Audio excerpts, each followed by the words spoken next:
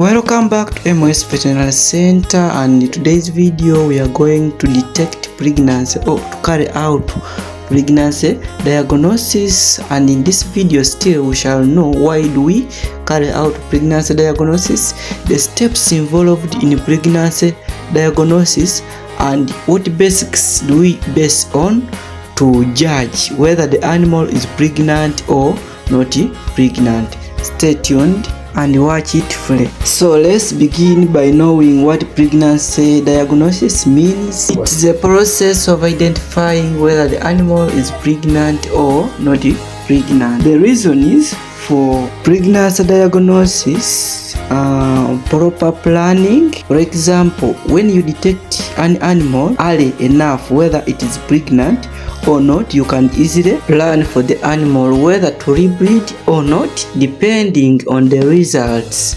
obtained on the diagnosis. Still promotes proper feeding, as you are well conversant with the status of the animal, and now you can plan for its nutritional requirements. Before carrying out pregnancy diagnosis, you must have fully restrained the animal well, then have an arm length glove and a lubricant. Insert the hand and remove the dung to avoid obstruction, then feel the reproductive parts such as the cervix and the uterine horns, since they lie underneath the rectum, and on feeling the cervix it is hard while the uterine horns are soft to touch. Then pregnant animals have a tipped cervix and heavy uterine horns. In other words, the uterus and the cervix are movable in an open cow other than the pregnant one. In the pregnancy status,